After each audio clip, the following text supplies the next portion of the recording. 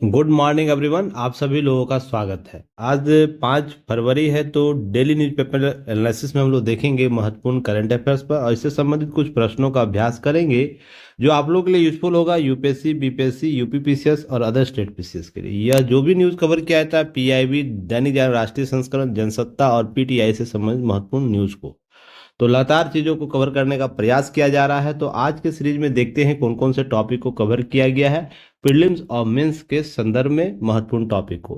देखिए, व्यापार युद्ध की नई शुरुआत मानी जा रही है। चीन, कनाडा और मेक्सिको पर जो प्रतिबंध लगाए जा रहे हैं, जो उससे परिप्रेक्ष्य निकल कर आ रहा है, उससे संबंधित चीज़ों को हम देखने का प्रयास करेंगे। आयात शुल्क नीति क्या होती है, ट्रेड वार क्या होता है, नए आयाम क्या है, सभी पक्षों को हम देखने का प्रयास करेंगे।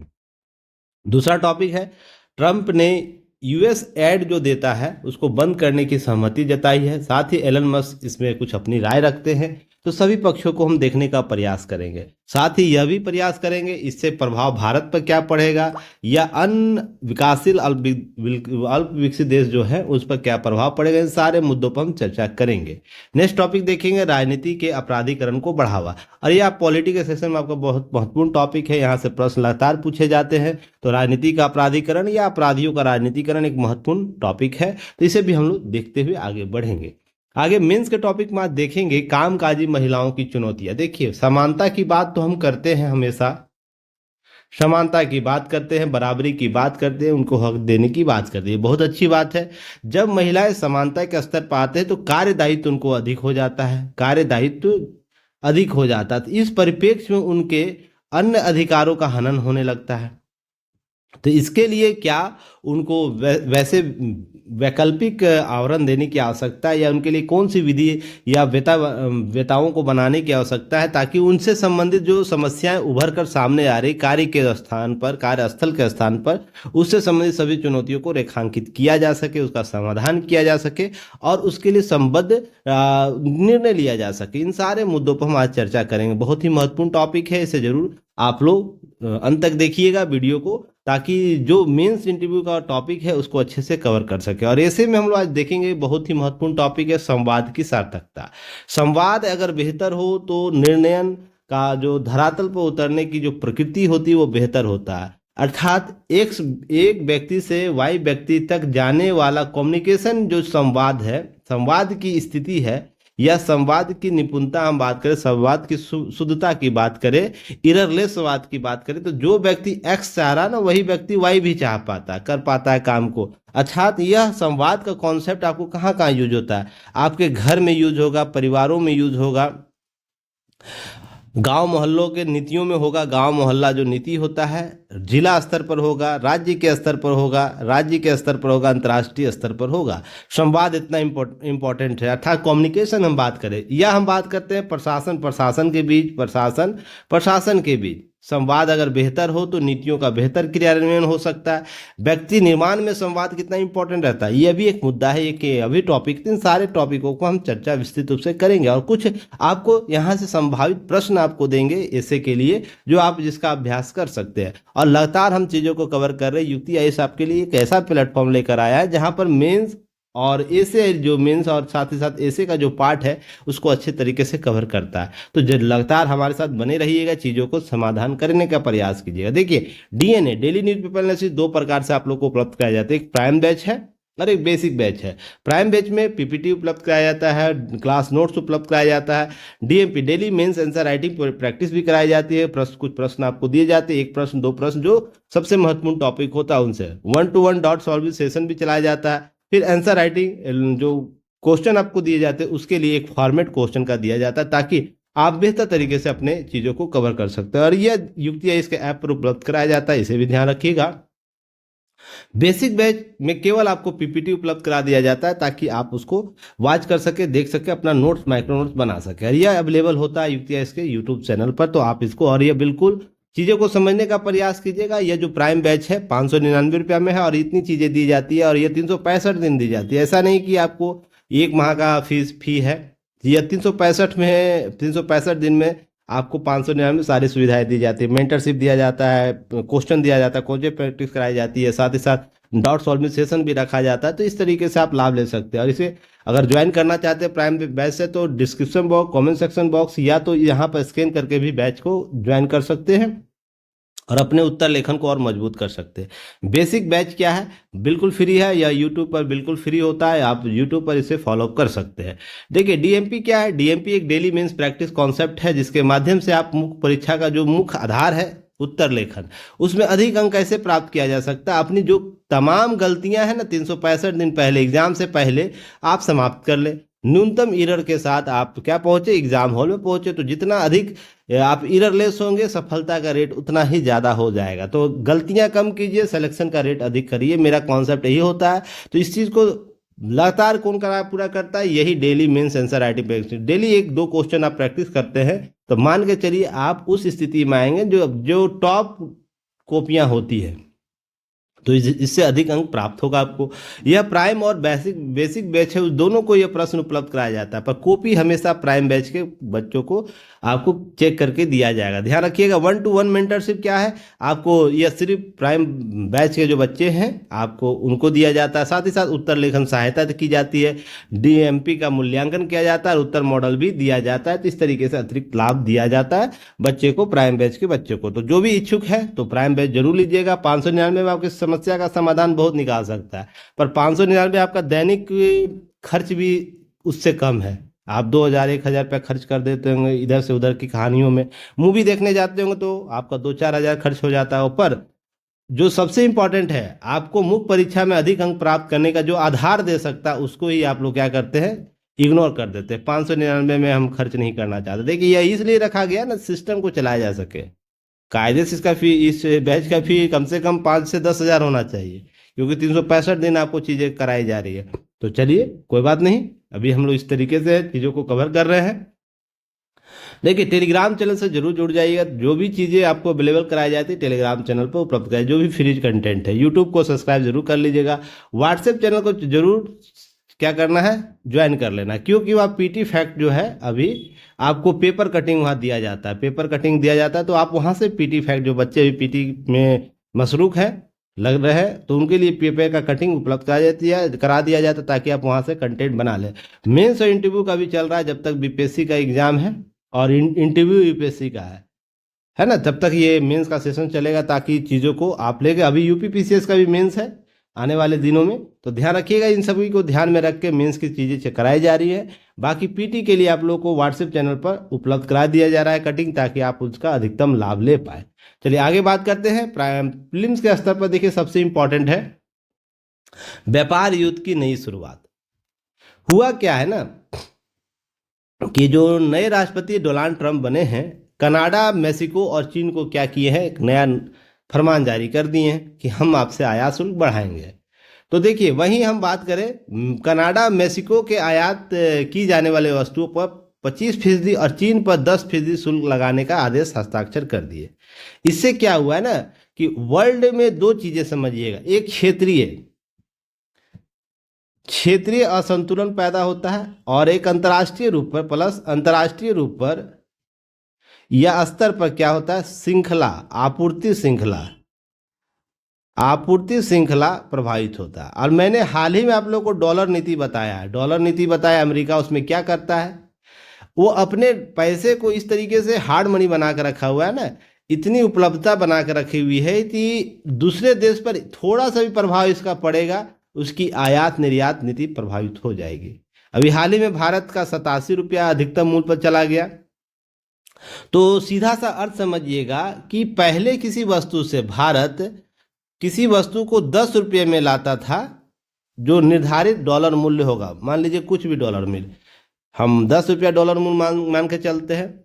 इसमें जैसे ही इजाफा होगा डॉलर में, मान लीजिए 12 रुपया हुआ, 2 रुपया हुआ, इस वस्तु का मूल्य में भी वृद्धि होगा। तो मान लीजिए 12 डॉलर है तो आपको गुण अनुपात में लीजिए, तो यहाँ पे 20 रुपया हो गया मान लीजिए।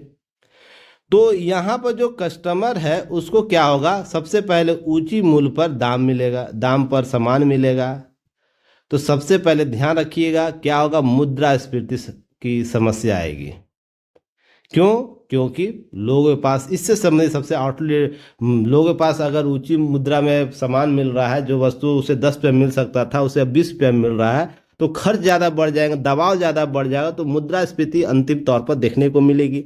फिर सप्लाई और डिमांड का कॉन्सेप्ट खराब होगा। लास्ट इलाज अधिक हमारे क्या होंगे, हमें अपना रिजर्व चीज़ें, रिजर्व जो करेंसी हम लोग बना के रखे हुए हैं डॉलर में, एसडीआर में, इस तरीके से हमको उस वस्तु से एक्स देश से लेने के लिए, खरीदने के लिए हमको पे करना होगा।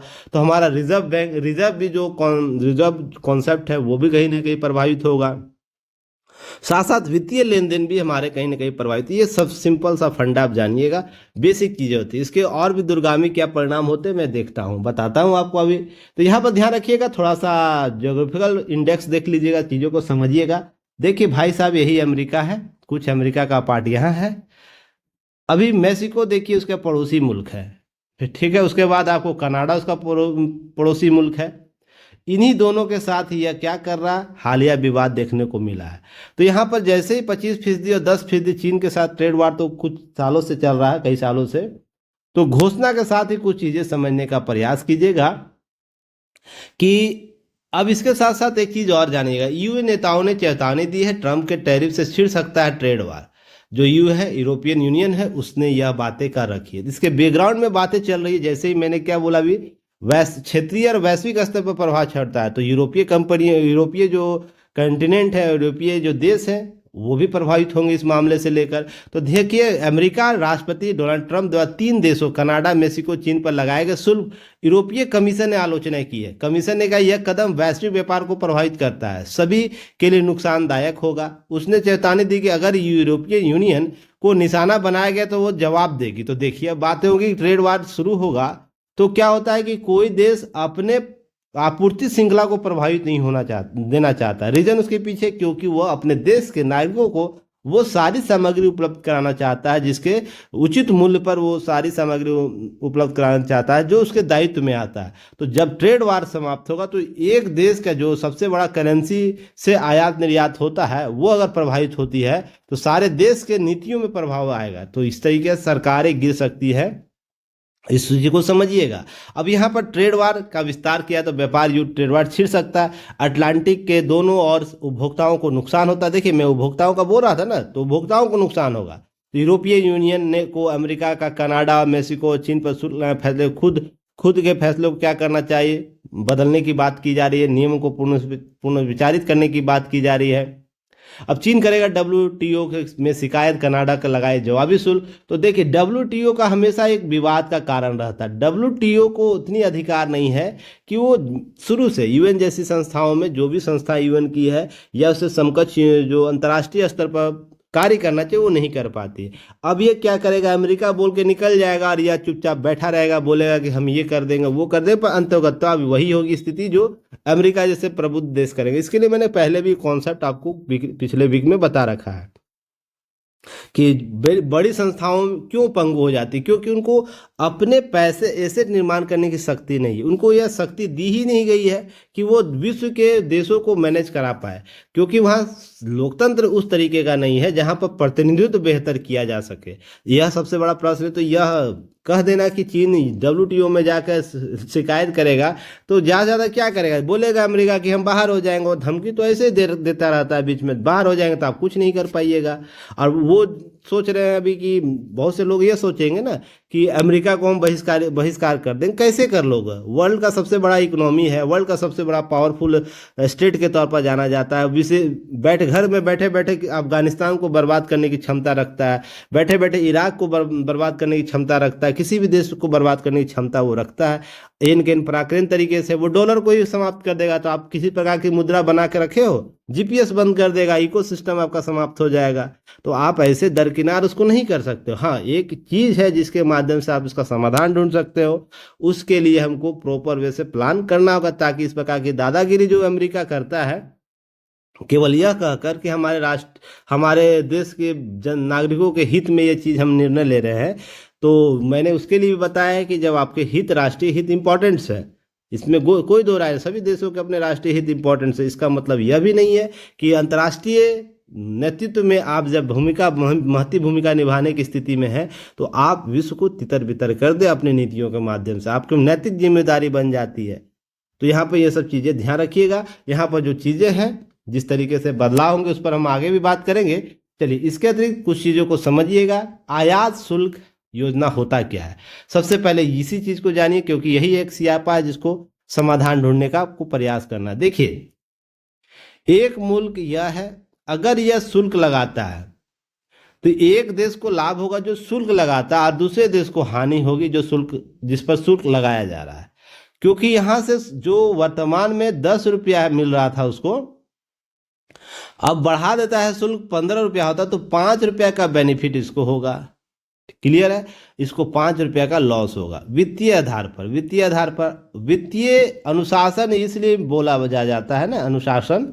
समझिएगा, यह सभी का निचोड़ होता है। निचोड़, आप प्रशासनिक विनियमन कर लीजिए, बिना वित्त का आप कुछ काम कर लीजिएगा, सिंपल सा है। तो वित्त इंपॉर्टेंट पार्ट है। तो समझिएगा, वित्तीय अनुशासन प्रभावित होता है। तो शुल्क किसी भी देश के आयात किए जाने वाले उत्पादों पर लगने वाला कर है। जो कोई भी आयात उत्पादित किया जाता है उस पर लगाया जाने वाला कर है।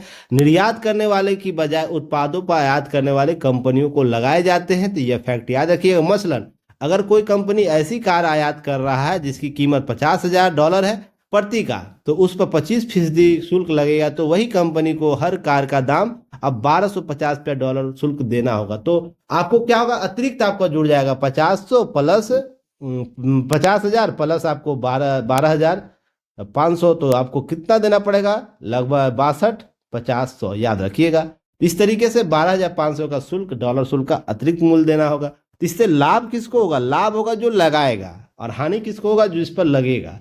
कुछ सिंपल सा कॉन्सेप्ट है जिससे आपको चीजें को समझनी होगी। आयात शुल्क लगाने के पीछे का उद्देश्य क्या होता है, तो उद्देश्य यह तो घरेलू उद्योगों के विदेशी प्रतिस्पर्धा से बचाना। सबसे फैक्ट तो यह समझिएगा, एक दोहरी नीति होती है, पर एलपीजी के दौर में यह सब चीजें कहीं ना कहीं नगण्य मात्र मानी जाती है। यह तात्कालिक रूप से समाधान ढूंढने का प्रयास करे। सरकार के लिए राजस्व जुटाना भी एक कारक माना जाता है। कुछ खास वस्तुओं के आवाजाही को नियंत्रित करना चाहता है वो देश जो लगा रहा है शुल्क। यह भी एक पार्ट के तौर पर देखा जाता है। यह शुल्क सरकार के लिए राजस्व का स्रोत माना जाता है। तो राजस्व को स्रोत, सरकार को राजस्व जुटाने का प्रयास करता है। यह शुल्क घरेलू उद्योगों के विदेशी प्रतिस्पर्धा बचाने का एक तरीका भी माना जाता है। जो घरेलू प्रतिस्पर्धा आपको देखने को मिलता है, यह शुल्क सीमा पर व्यापार का एक अहम हिस्सा के तौर पर काम करता है। यह शुल्क पार्टियों के बीच, जो भी पार्टी XY जो पार्टी देश है, वो क्या का बीच व्यापार समझौते का एक हिस्सा होता है। तो टैरिफ का नाम सुनते होंगे, टैरिफ घटा दिया जाता है। तो FTA का नाम आप लोग सुनते होंगे, फ्री ट्रेड एग्रीमेंट। इसी शुल्क को घटाया बढ़ाया जाता है, अर्थात X और Y देश के बीच जो शुल्क लिया जाता है उसी टैरिफ शुल्क को घटाने का काम किया जाता है। तो यह एक महत्वपूर्ण पार्ट के तौर पर काम करता है। तो आयात शुल्क लगाने के पीछे का कारक समझिएगा। अब देखिए क्या होता है कि जब आयात शुल्क लगाने के कई नकारात्मक प्रभाव हो सकते हैं, जैसे अर्थव्यवस्था पर, उपभोक्ताओं पर, उद्योग पर असर डालता है। तो जैसे उपभोक्ताओं पर प्रभाव क्या करेगा, मूल्य वृद्धि कर देगा, विकल्पों की कमी कर देगा। क्योंकि मूल्य वृद्धि हो जाता है तो लोगों के पास पैसे कम होते हैं, तो क्या करते हैं, वो विकल्प कम कर देता है, ताकि खरीद की ही चीज़ें, जो आवश्यकता की चीज़ें वो खरीदे, और लग्जरियस वर्ल्ड जो चीज़ें अभी नहीं खरीदनी चाहिए तो वो क्या करेगा, पैसे का अभाव में छोड़ देगा। पर हमारे बाजार को तो कहीं ना कहीं प्रभावित कर देगा। तो ये दो पार्ट समझिएगा। उद्योगों और व्यापार को भी प्रभाव डालता है, जैसे प्रतिस्पर्धा की कमी कर देगा, क्योंकि उद्योग में कम प्रतिस्पर्धा सामान करना पड़ता है। गुणवत्ता सुधारने के लिए, लागत काम करने के लिए प्रेरित नहीं करती। ये सब बातें उभर कर सामने आएगी। कच्चे माल की लागत बढ़ा देता है, निर्यात उद्योग पर असर डालेगा। तो ये सब फैक्ट आपको देखने को मिलेगा अगर किसी देश में आयात शुल्क लगाया जाता है तो।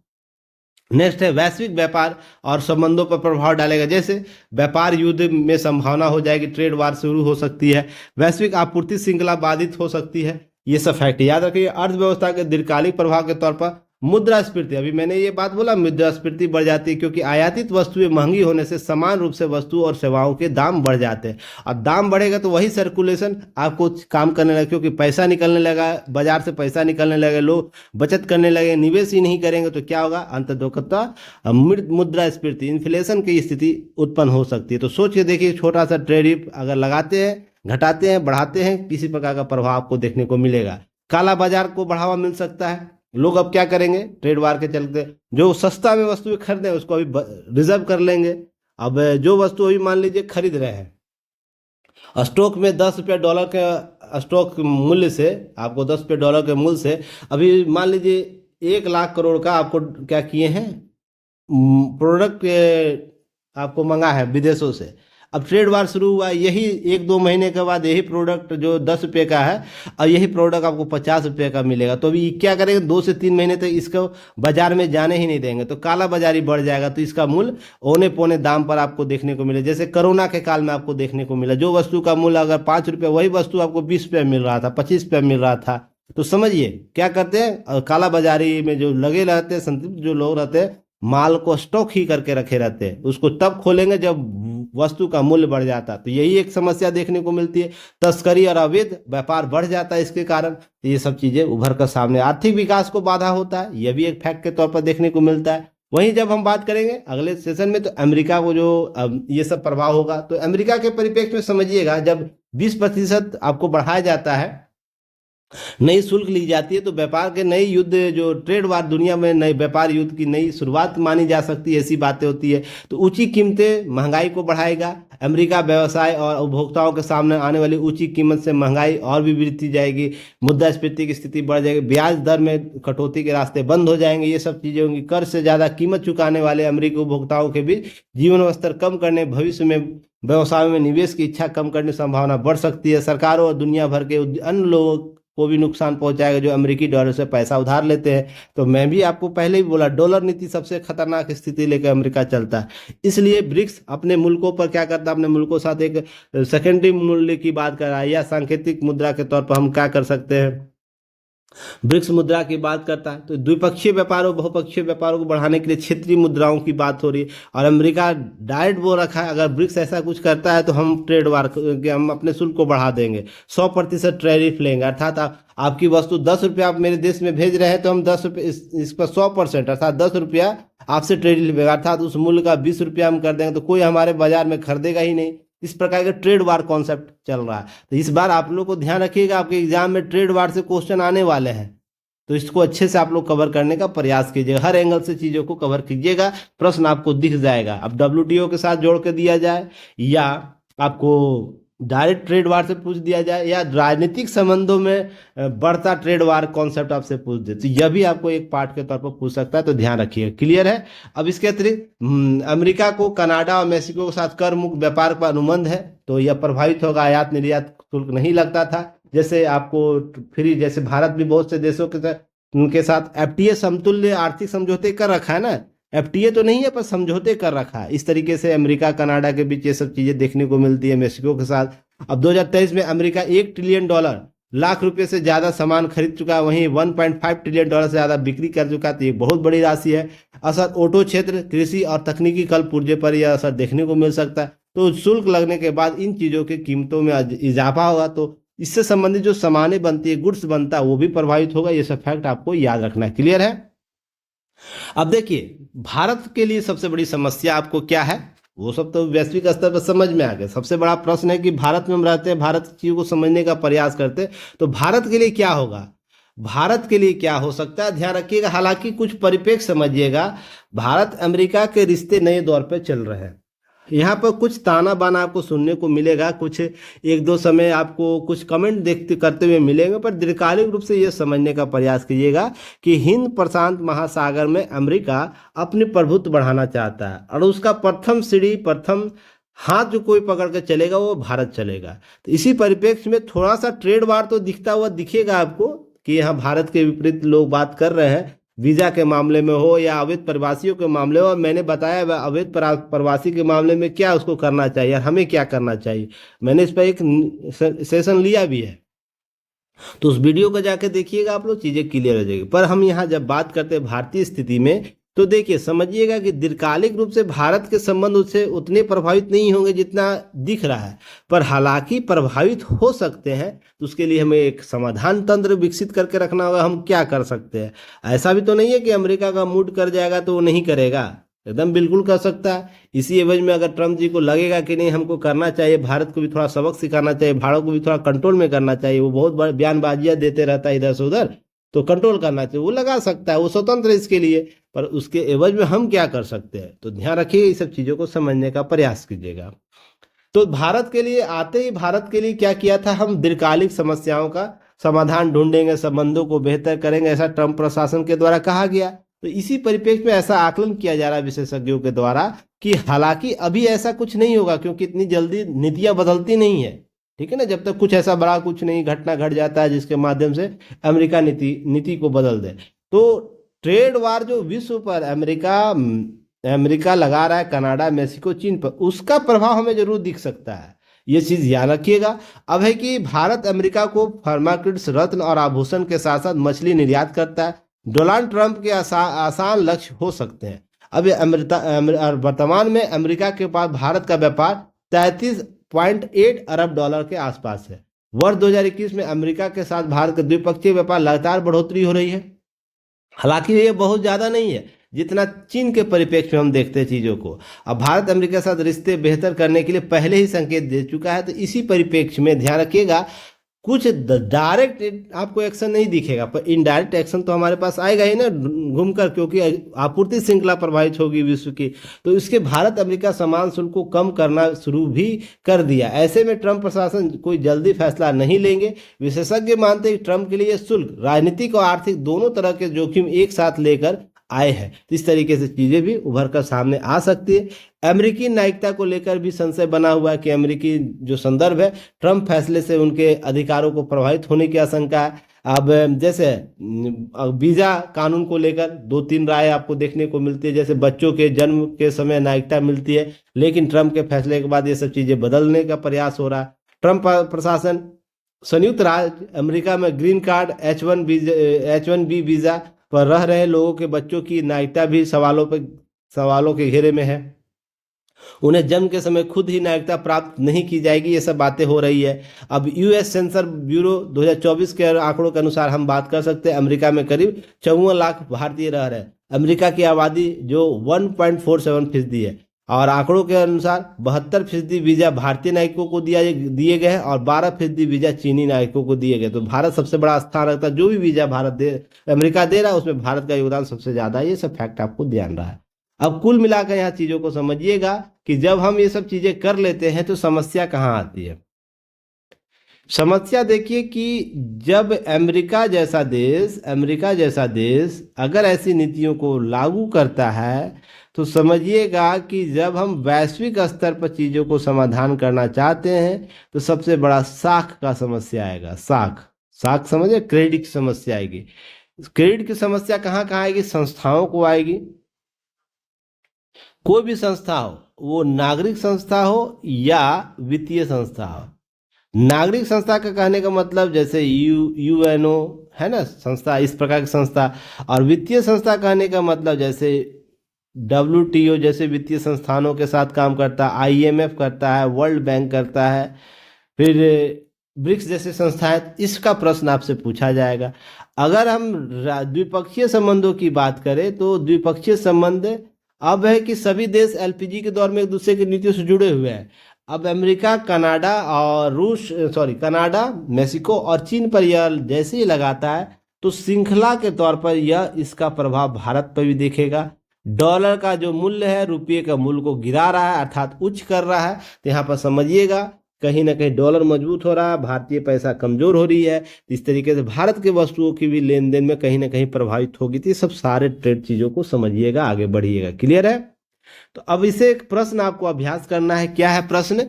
ट्रेड वार की नई शुरुआत न केवल क्षेत्रीय असंतुलन को बढ़ाएगा बल्कि वैश्विक आपूर्ति श्रृंखला को प्रभावित करेगा। इस संबंध में अपनी राय को स्पष्ट करें। 250 शब्दों में इसका उत्तर लिखना है। और यह उत्तर कहाँ भेजना है? पेड ग्रुप वाले बच्चे का जो व्हाट्सएप बनाया गया, ग्रुप बनाया गया, वहां भेज सकते हैं। ऐप पर जो बैच है डेली न्यूज़पेपर एनालिसिस, वहां बाय कर लीजिए। वहां एक चैट बॉक्स है, चैट बॉक्स में आप अपना आंसर भेज सकते हैं।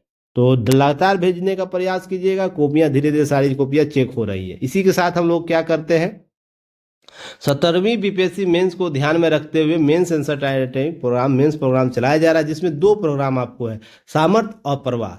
सामर्थ्य मेंस आंसर राइटिंग प्रोग्राम में मेंस मेंटरशिप प्रोग्राम के तहत आपको चीजें उपलब्ध कराई जाती है डेली बेसिस पर। और प्रवाह आपको क्या किया जाता है? क्रिप्स नोट्स प्लस आपको वीकली टेस्ट आपको उपलब्ध कराया जाता है। यह केवल टेस्ट है, ध्यान रखिएगा, टेस्ट है, और यह टेस्ट प्लस मेंटरशिप है, ताकि आप चीज़ों को अच्छे से एब्जॉर्व कर सकें। GS1, GS2 और ऐसे तीनों को यहाँ पर कवर किया जाता है बहुत ही मामूली फी में। चाहे देखिए, ध्यान रखिए, अफोर्डेबल प्राइस है।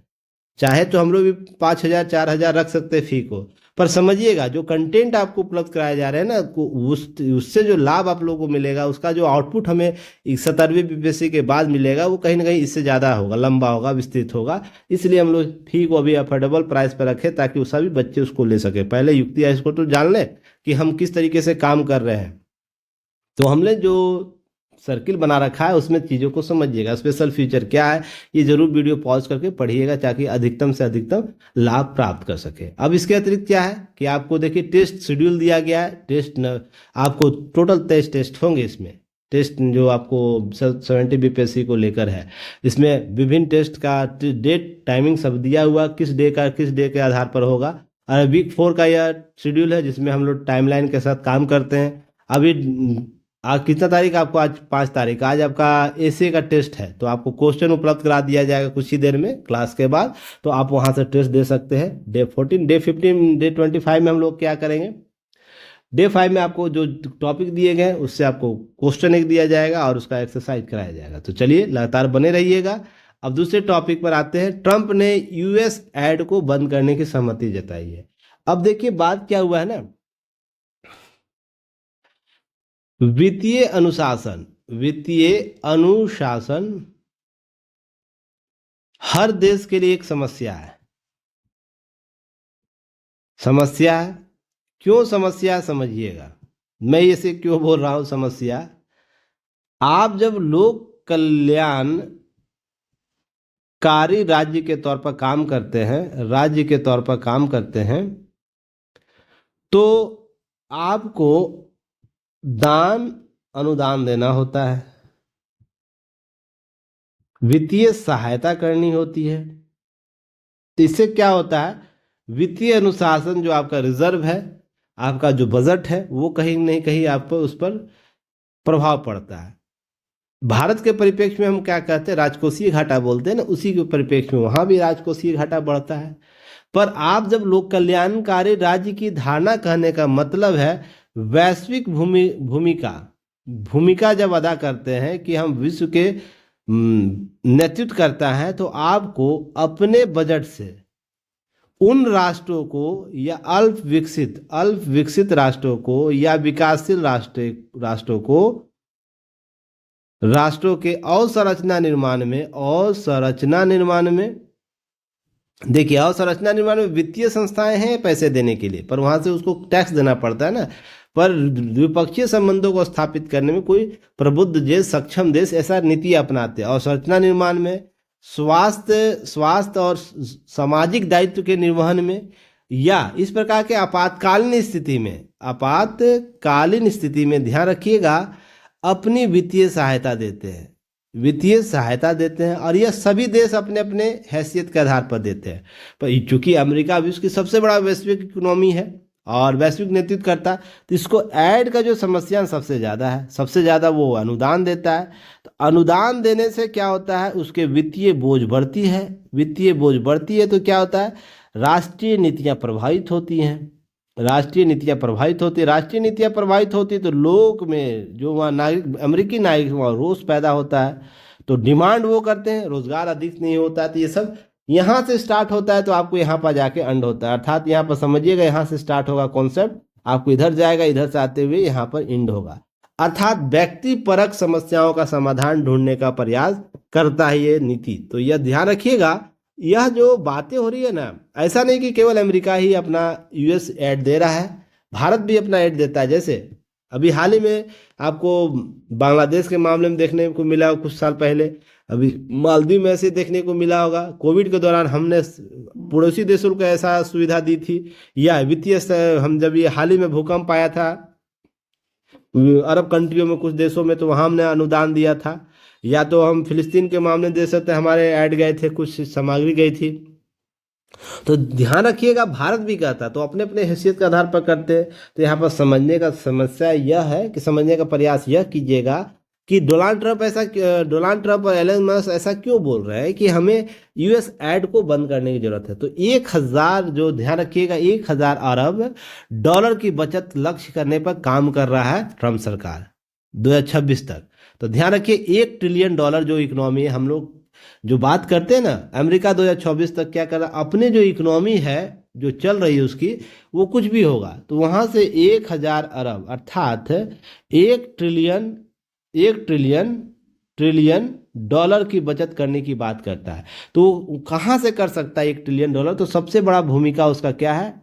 सबसे बड़ा भूमिका उसका यूएस एड है। इसमें एक पक्ष है जो बहुत रुपये इसमें दान करता है, वो ध्यान रखिएगा $72 अरब मदद की है। जैसे 2023 की रिपोर्ट के अनुसार हम बात करें, अमेरिका ने United State agency for international development program, जो यूएस एड बोलता है जिसे, वो के माध्यम से देशों और संस्थाओं को $72 अरब दे रखा है। तो ध्यान रखिए, केवल 2023 एक वर्ष में, तो यह बहुत बड़ी राशि होती है।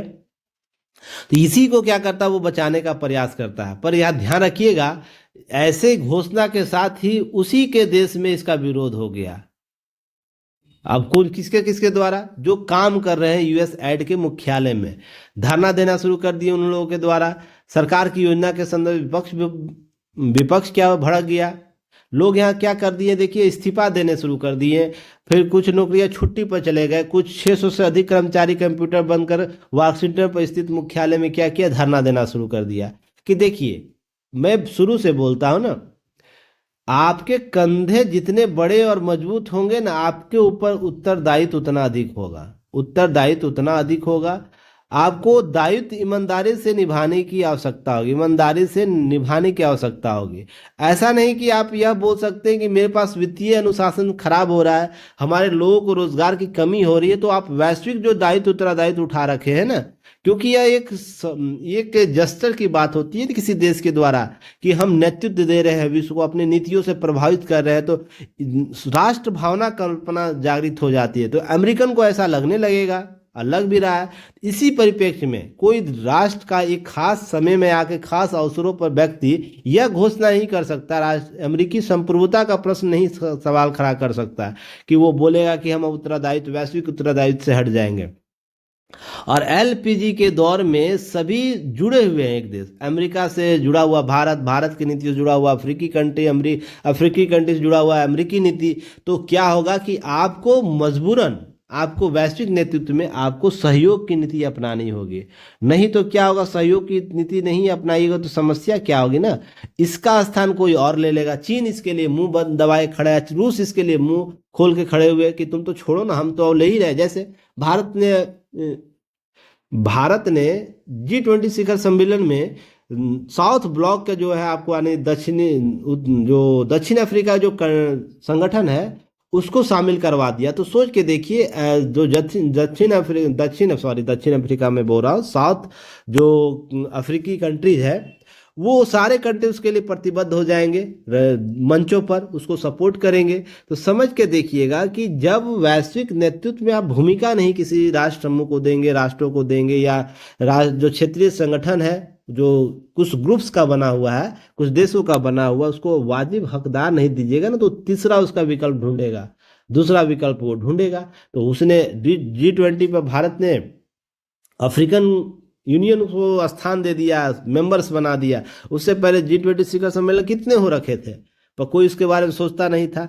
तो इसी तरीके से अगर आप ऐड नहीं दोगे, लोक कल्याणकारी राज्य की धारणा नहीं विकसित करोगे, अपने दायित्व निर्वहन नहीं करोगे, तो कोई दूसरा देश इसका लाभ लेगा, तो उसी की तरफ सारे लोग जाएंगे। तो राष्ट्रीय संप्रभुता के साथ साथ ध्यान रखिएगा, कूटनीतिक जो चालें हैं वो भी चलने की आवश्यकता। तो अमेरिकी इसी से खपा होते हैं। तो समझने का प्रयास कीजिएगा यह कितना दूर से प्रभाव डालेगा। इसके अतिरिक्त हम बात करें, यूएस जो ऐड है, भारत का संबंध इसके बारे में देख लीजिएगा। तो ध्यान रखिए, 1951 में सक्रिय भारत इस संबंध में विभिन्न देशों से विकास परियोजनाओं का समर्थन देता है, और भारत सरकार गैर सरकारी संगठनों के निजी क्षेत्रों के साथ मिलकर काम करता है। भारत यूएस ऐड की प्रमुख प्राथमिकताएं स्वास्थ्य क्षेत्र में, आर्थिक सहयोग और व्यापार में, जलवायु परिवर्तन और पर्यावरण में। तो ध्यान रखिए, स्वास्थ्य क्षेत्र में हाल ही में कोविड को सहायता दिया गया, HIV और एड्स नियंत्रण को लेकर टीकाकरण और मातृ शिक्षा अभियान को लेकर दिया जाता है। जलवायु परिवर्तन में अक्षय ऊर्जा नीतियों को लेकर दिया है, सोलर विंड पावर जलवायु अनुकूल योजनाओं के लिए दिया जाता है, स्वच्छ ऊर्जा ग्रीन हाउस गैसों में कमी लाने के लिए संयुक्त पहल की जाती है, उस वहाँ पर यूएस एड आपको देखने को मिलता है। आर्थिक सहयोग और व्यापार में महिलाओं के सशक्तिकरण और स्टार्टअप में समर्थन देने के लिए कार्यक्रम चलाए जाते हैं। कृषि और ग्रामीण विकास में निवेश और किसानों की तकनीकी सहायता के लिए यूएस एड दिए जाते हैं, वहां पर आपको समझिएगा। शिक्षा और डिजिटल इंफ्रास्ट्रक्चर समावेशन के लिए डिजिटल इंडिया मिशन के तहत तकनीकी और शिक्षा क्षेत्र में सहयोग यूएस एड के माध्यम से उपलब्ध कराया गया है। वहीं तकनीक लड़कियों की शिक्षा को बढ़ावा देने के लिए कार्यक्रम चलाए जा रहे हैं। प्रमुख साझेदारी और सहयोग कार्यक्रम दोनों देशों के बीच देखने को मिला, जैसे हेल्थ फाइनेंसिंग फैसिलिटी, आपको स्वास्थ्य सेवाओं के लिए वित्तीय सहयोग, स्मार्ट पावर इंडिया ग्रामीण क्षेत्रों में ऊर्जा पहुंचने के लिए योजना था, जलवायु और स्वच्छ ऊर्जा सहयोग कार्बन उत्सर्जन को कम करने और अक्षय ऊर्जा को सुधारने के लिए, फूड फॉर पीस भारत के खाद्य सुरक्षा सुधारने के लिए भी भारत और अमेरिका के बीच अमेरिका के द्वारा यूएस एड के माध्यम से सहयोग दिया गया।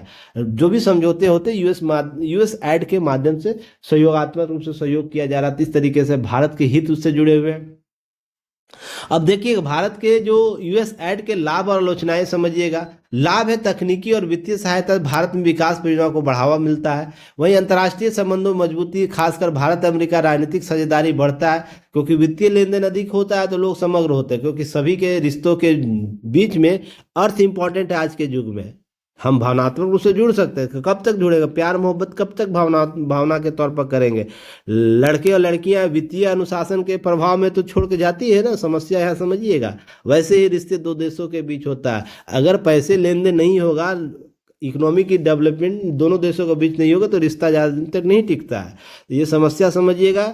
आपके दो लोगों के बीच के रिश्तों को बनाने में वित्त जितना इम्पोर्टेंट है, उतना ही अधिक इम्पोर्टेंट आपको दो राष्ट्रों के बीच वित्तीय अनुशासन काम करता है। तो ये सब जानिएगा, याद रखिएगा। जलवायु और स्वास्थ्य सुधार के लिए सहायता करता है। आलोचनाओं में हम देखते हैं कुछ परियोजनाओं को लेकर संप्रभुता सॉवरेनिटी का एक प्रश्न, आत्मनिर्भरता पर बहस छिड़ जाती है। जैसे भूटान का मामला देखिए, भूटान में राजतंत्र था, पर भूटान में वित्तीय अनुशासन का वित्त की आवश्यकता थी जी। आईएमएफ के माध्यम से उसने क्या किया, वहां पर अपनी नीतियों को थोपना शुरू कर दिया। या हम भारत की बात करें, 1991 में उदारीकरण की नीति आई थी। आईएमएफ ने क्या बोला, एक कुछ चार्जशीट दिया, आपको कुछ लिस्ट दिया, वो काम करो तभी हम तुमको वित्त पैसा देंगे। वैसा ही मामला आपको कहाँ देखने को, पाकिस्तान में देखने को मिला। उसको आईएमएफ से पैसा चाहिए तो वो कुछ लिस्ट देता है, कुछ अमुक लिस्ट देगा, 10-15 लिस्ट देगा कि अपने देश में पहले सुधार करो तभी हमको वित्त देंगे, पैसा देंगे। और ये सुधार की लिस्ट जो होती है उसमें अमेरिका नीतियों के परिप्रेक्ष्य में होती है, अमेरिकी लामबंदी जो है, गुटबंदी है, उसके परिप्रेक्ष्य में ये सारी नीतियां होंगी, जो जिसके माध्यम उसकी निजी कंपनियां वहां प्रवेश करे, उसकी नीतियां वहां प्रवेश करे, उसका संगठन उसका प्रवेश करे, इसका जो इकोसिस्टम वो प्रवेश करे उस देश में। और उसी के परिप्रेक्ष्य में आईएमएफ, वर्ल्ड बैंक काम करता है। तो यह कहीं संप्रभुता का प्रश्न खड़ा कर देता है। भारत जैसे देश, पाकिस्तान जैसे देश, भूटान जैसे देश को संप्रभुता, और ऐसे ही अफ्रीकन कंट्री में बहुत से ऐसे देशों में संप्रभुता का प्रश्न खड़ा हो जाता है। तो एड्स का जो एड जो यूएस एड है, वो कहीं ना कहीं इस प्रकार का भी संभावना को जन्म देता है। तो याद रखिएगा, अमेरिकी नीतियों स्वास्थ्यों पर प्रभाव होने की संभावना बढ़ जाती है। कई बार सहायता राजनीतिक प्रभाव होने की आशंका बढ़ जाती है। बार बार राजनीतिक प्रभाव अधिक होने लगता है तो नीतियां प्रभावित होने लगती है। जैसे वाजपेयी शासन के काल में आपको नीतियां बदलनी पड़ गई थी कुछ अमेरिकी प्रभाव के कारण। तो ये सब चीज़ें याद रखिएगा। इन सब चीज़ों को बाद में हम लोग डिस्कस कभी फिर करेंगे। भारत में भविष्य में भारत और यूएस एड जो है, एड का सहयोग विकासशील देशों के लिए साझेदारी होती है, जिसे तहत भारत और अफ्रीकी एशियाई देशों के विकास सहयोग भागीदारी बनाना चाहता है। डिजिटल स्वास्थ्य, स्मार्ट शहरों को निवेश की बात करता है। हरित ऊर्जा, जलवायु परिवर्तन में संयुक्त परियोजनाओं के लिए बात करता है। तो यूएस एड का यह भी सहयोग का क्षेत्र है। तो ये सब चीज़ें याद रखिए। क्लियर है। तीसरा ये टॉपिक जो है बहुत ही महत्वपूर्ण, यहाँ से प्रश्न आपको बार बार पूछे जाते हैं, याद रखना है। जैसे राजनीति में अपराधीकरण का बढ़ाना। आपको जब इलेक्शन आम चुनाव हो रहे थे ना, तो आम चुनाव का जिस महीना में चल रहा था उसके वीडियो जाके डीएनए का देख लीजिएगा। इससे एडीआर एक संस्था है जो क्या देती है, रिपोर्ट देती है। भारत में चुनाव से संबंधित विभिन्न रिपोर्टों को प्रस्तुत करती है। तो वो अपराधीकरण से संबंधित विभिन्न रिपोर्ट जारी की थी, जिसको मैंने वॉच किया था, जिसको मैंने आप लोगों को क्लास में लिया है। वो प्रत्येक चरण वाइज बता रहा था राजनीति में अपराधीकरण की स्थिति कैसी है। चरण 1 2 3 लेकर सारे चरणों का वो क्या किया, अपराधियों की स्थिति बताया था। जो कैंडिडेट्स हैं, कैंडिडेट का अनुपातिक संपत्ति को बताया था। तो उस वीडियो को जाके 3 4 वीडियो होगा, उसको एनालिसिस कीजिएगा, आप लोग देखिएगा, समझिएगा। तो यहाँ पर समस्याओं का समाधान आप ढूंढ सकिएगा। तो वहाँ का बैकग्राउंड आप आंकड़े वहाँ से निकाल लीजिए, कुछ बातें मैं यहाँ से कर दूंगा, तो दोनों को मिला के इसका सही उत्तर बना लीजिएगा। नहीं तो आंकड़े यहाँ प्रस्तुत करें, यहाँ पे 1 घंटे का क्लास चाहिएगा इसके लिए। हालांकि मैं कुछ कुछ टॉपिक आप लोगों को अलग से कराऊंगा, तो इसके लिए निफिकिर रहिएगा, आप लोग चिंता मत कीजिएगा। जैसे अभी निबंध का टॉपिक मैं सेलेक्ट कर रहा हूँ, कौन कौन सा टॉपिक इंपॉर्टेंट हो सकता है, संडे से वो क्लासेस स्टार्ट हो जाए। निबंध के कुछ महत्वपूर्ण टॉपिक को, जीएस के कुछ टॉपिक को, और प्लस करंट का तो चल ही रहा है ना, करंट का 3 क्लासेज हो चुकी है, तो महत्वपूर्ण टॉपिक को कवर करा दिया जाएगा। तो कम से कम इतनी करा दी जाएगी कि जिससे एग्जाम में आप कंफर्ट जोन में रहेंगे। जैसे पीटी में थे कंफर्ट जोन में, वैसे ही यहाँ भी रहेंगे, चिंता नहीं कीजिएगा। फिलहाल देखिए इस रिपोर्ट को देखते हैं। देखिए रिपोर्ट था जिसमें बात हो रही थी ना, ये एडीआर का ही रिपोर्ट था। समग्र तौर पर मैंने एक निकाल लिया औसतन। इसके वेरी करेंगे डाटा कहाँ कहाँ, जब चरणबद्ध डाटा आता है, जिसमें चरण 1 चरण 2 लोकसभा आम सभा चुनाव का, उसमें वेरी करेगा। पर ये समग्र तौर पर हम माने तो नेशनल पार्टियों में 17% जो है आपको है ना डिक्लेयर्ड क्राइम केस में शामिल है, डिक्लेयर है वो। फिर 9% ऐसे हैं जो भी डिक्लेयर्ड है सीरियस क्रिमिनल केसेस में। तो ध्यान रखिएगा, क्रिमिनल जो केसेज है, सीरियस क्रिमिनल केसेज जो 9% ऐसा है नेशनल पार्टियों, वही स्टेट पार्टियों में यह 56% है और 36% है। और जो अनऑथराइज पार्टी होती है पर रजिस्टर्ड होती है, तो ध्यान रखिए वो 16% और 12% वहाँ यह स्थिति है। इंडिपेंडेंट पार्टियों में 16% है जो क्रिमिनल केसेज है, और सीरियस क्रिमिनल केसेज जो 12% है। तो सोच सकते हैं सीरियस और नॉन सीरियस जो क्रिमिनल केसेज होती हैं, सीरियस में बलात्कार, हत्या और इस प्रकार के बहुत से अक्षम्य जिसमें 7 साल से अधिक सजा वाला कॉन्सेप्ट होता है, उसके लिए ध्यान रखिए सीरियस क्रिमिनल केसेज जिन पर चल रही है। वैसे प्रतिनिधि आपको संस्था में आ जाते हैं, विधायिकी में आ जाते हैं, विधायी प्रक्रिया में आ जाते हैं, वो विधानसभा चुनाव में हो या आम सभा के माध्यम से लोकसभा और राज्यसभा में अपनी प्रस्तुति दे देते हो, राज्यसभा का चयन हो जाता है राज्यसभा के माध्यम से। तो ये ध्यान रखिए, सबसे बड़ा प्रश्न है। एक प्रश्न आपको यहाँ से पूछा जाता है, राजनीति में अपराधीकरण या अपराधियों का राजनीतिकरण, सबसे इंपॉर्टेंट है। पॉलिटी के सेशन में आपसे यहाँ से प्रश्न पूछा जा चुका है, वो यूपीएससी का हो, यूपी पीसीएस का, बीपीएससी का, कोई ऐसा एग्जाम पीसीएस का नहीं है जहाँ से यहाँ प्रश्न पूछा हो। तो सबसे पहले ध्यान रखिए ऐसा होता क्यों है, सबसे पहले तो आपको इसको ध्यान रखना है। उसके बाद हम लेख पर आएंगे, बात करेंगे। ध्यान रखिएगा कि राजनीति में अपराधीकरण जो आपको किया जाता है, क्रिमिनलाइजेशन किया जाता है पॉलिटिक्स का, अपराधी प्रवृत्ति के व्यक्तियों की गंभीर अपराधी मामलों के आरोपित व्यक्तियों की राजनीति में प्रवेश करना, सत्ता प्राप्त करना, और भारत में लोकतंत्र में एक गंभीर चुनौती है, क्योंकि यह सुशासन, न्याय प्रणाली या जनहित मूल्यों को कमजोर करता है। सबसे बड़ा प्रश्न है, कुछ चीजों को समझिएगा, उसके आगे मैं डिस्कस करूंगा। हो सकता है आपको डिफर लगेगा, पर हकीकत उससे वस्तुनिष्ठ से कमी उसी के करीब आपको देखने को मिलेगा। आप कभी प्रश्न खुद से पूछिएगा कि सबको पता है कि यह अपराधी प्रवृत्ति का लोग है, ठीक है ना, अपराधी प्रवृत्ति का जनता है, जनार्दन को सबको पता है, ये व्यक्ति जो खड़ा है यह अपराधी प्रवृत्ति का है, या तो क्रिमिनल केस इस पर चल रहे हैं या सीरियस क्रिमिनल केस है इस पर, फिर भी वो जनता में हीरो क्यों है? आप लोग कभी सोचे हैं हीरो क्यों है वो? या वो जनप्रतिनिधि पर खड़ा हो रहा है और जीत दर्ज कर ले रहा है, इसका मतलब उसे समर्थन मिल रहा है ना इन जनताओं से, और जनता सबका हिसाब करती है, पर इसका हिसाब क्यों नहीं कर पा रही है, इसको समझिएगा। सबसे पहले इसके 2 महत्वपूर्ण कारक माने जाते हैं। एक आजादी से पूर्व की धारणा, और एक निर्णय लेने की धारणा, वर्तमान धारणा, निर्णय लेने की वर्तमान धारणा। इन नेताओं के चुन के जो अपराधी वाले नेता आएंगे उनकी धारणा, यह 2 महत्वपूर्ण कारक है जिसके माध्यम से जनता जनार्दन आज तक इन अपराधियों को सहमति देते आती है। तो हम बात करेंगे निर्णय, पहले इसके बारे में देख लेते, उसके बाद इस कॉन्सेप्ट में जाएंगे।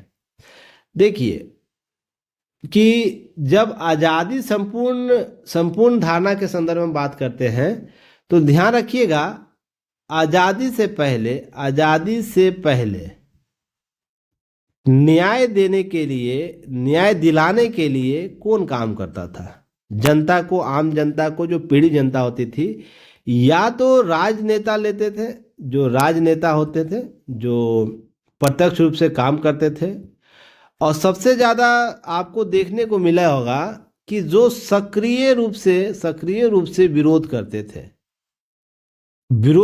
थे, तो अंग्रेजी औपनिवेशिक काल में आपको देखते हैं उसके एवज में कुछ मांगे मांग ली जाती थी, कुछ मांगे मांग ली जाती थी, जिससे क्या होता था, वो जनता में यह भावना पैदा होता था ना कि हम इसके पास जाएंगे ना तो हमारा समाधान हो सकता है।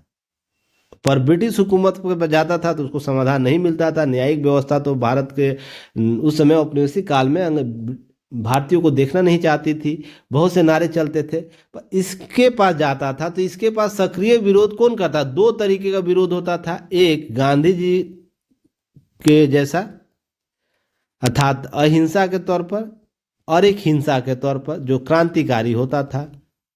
क्रांतिकारी हिंसा के तौर पर होता था ना कि चलो आज हम तुम्हारा हिसाब ही कर देते हैं, तो दोनों के जगह लोगों का जमावड़ा होता था। पर त्वरित न्याय क्या होता था?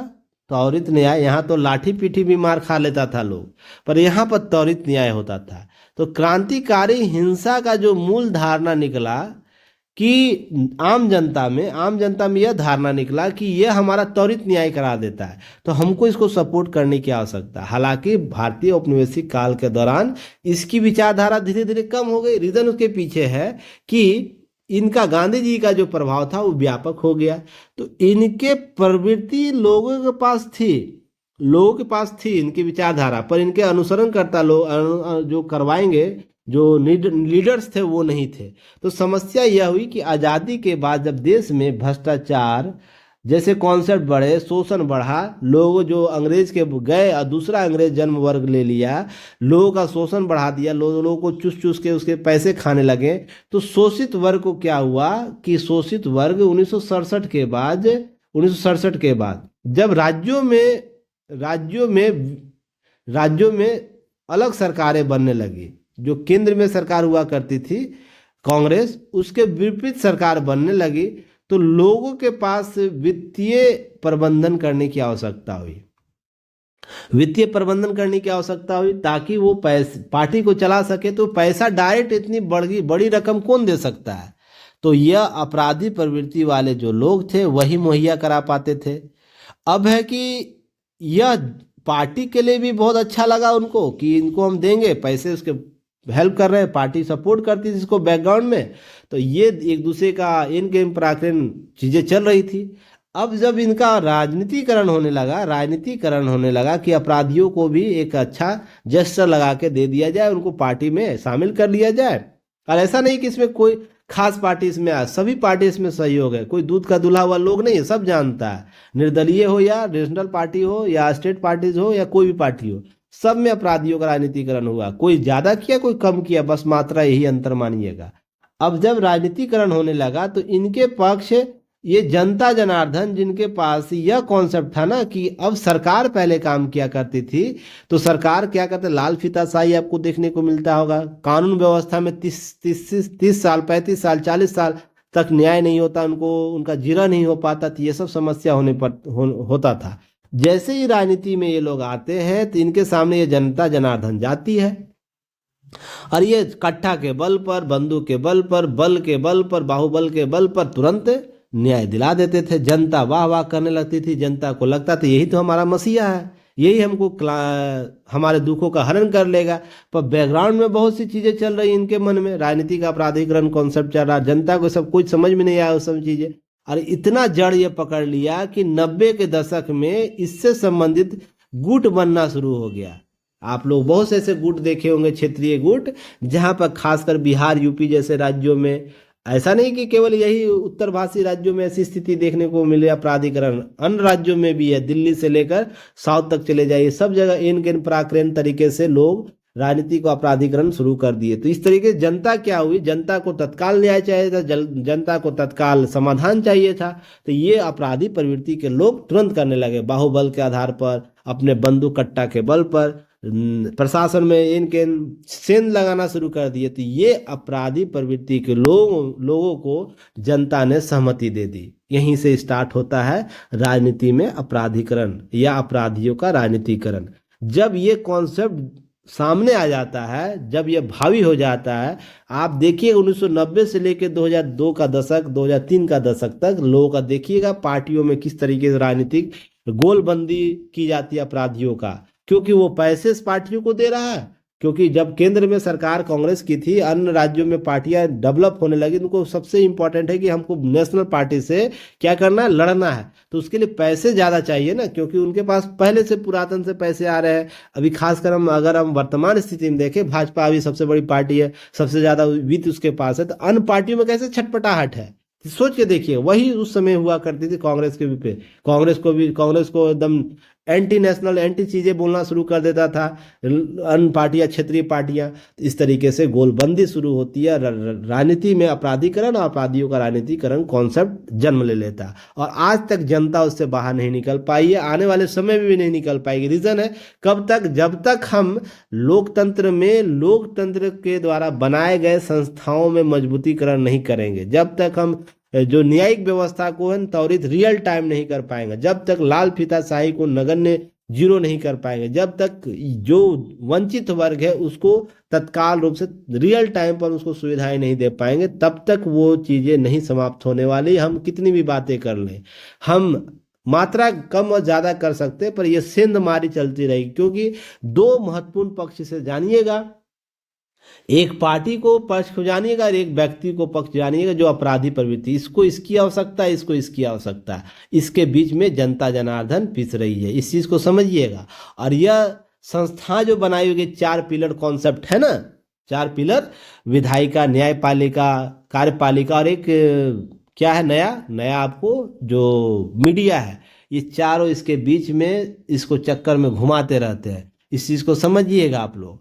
तो इस चीज़ में आपको यह जनता जनार्दन इसी चक्रव्यूह में फंसे हुए हैं, जनता नहीं निकल पाती। इसलिए राजनीति का अपराधीकरण कितनी भी हम बात कर लें, आपको देखने को मिलेगा हम किसी आतंकवादी अमृत सिंह जैसे टेरर फंडिंग वाले लोगों को सपोर्ट कर देते हैं।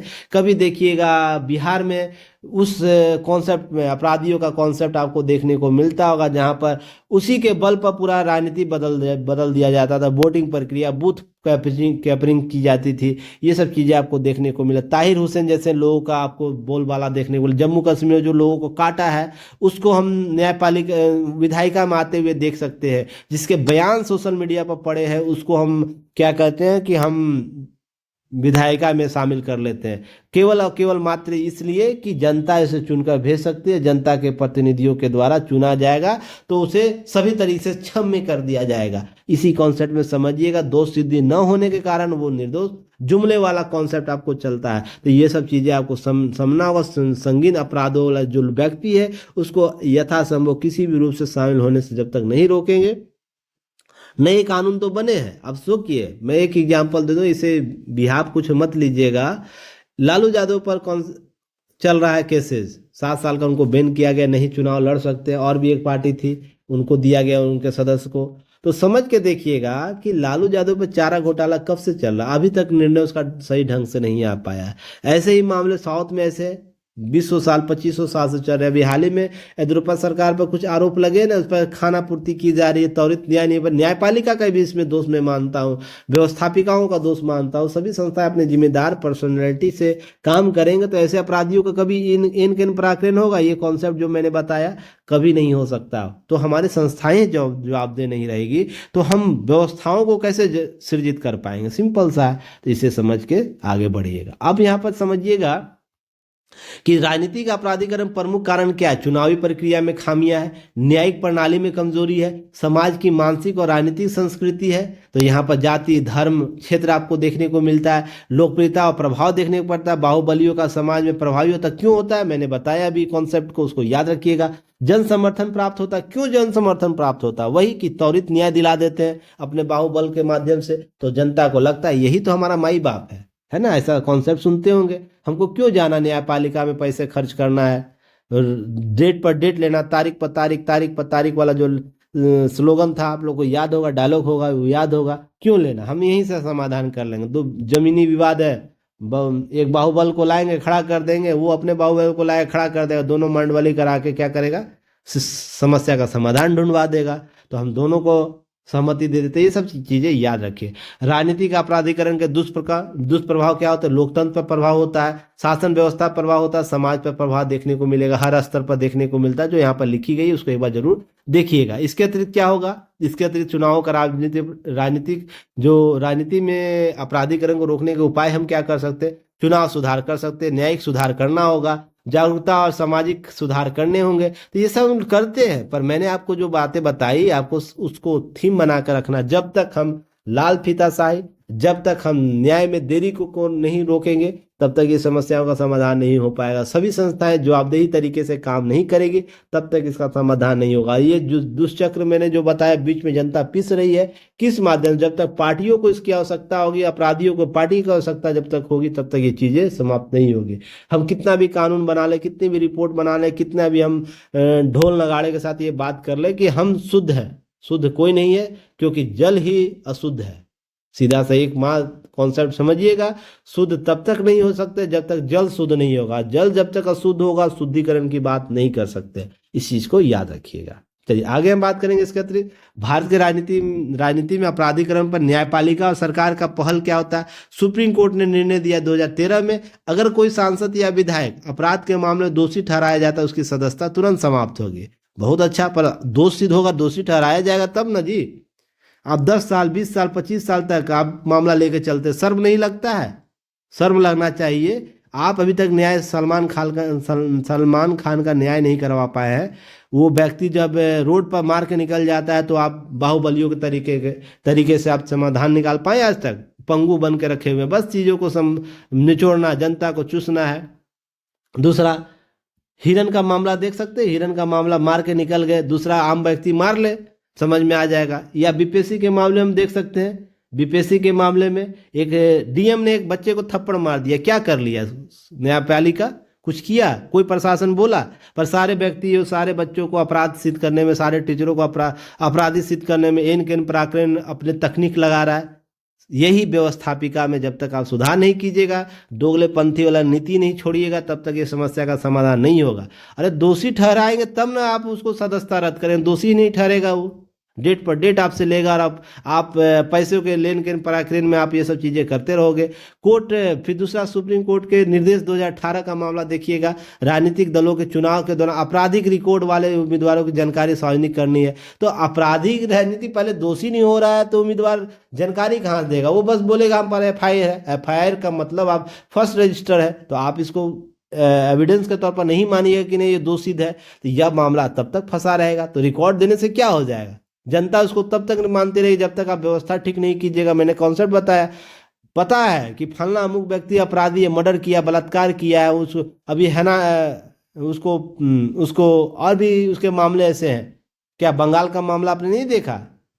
बंगाल में बहुत ऐसे, फिर भी उसको राजनीति में सम्मान मिल रहा है ना, उसकी पार्टी में सम्मान मिल रहा है ना। राजनीति में किसको बोल रहा है? अहमदुल्ला खान, आपको याद होगा वो सब व्यक्ति, आम पार्टी का जो व्यक्ति है उसको याद रखिएगा आप लोग, जो दंगा कराया था।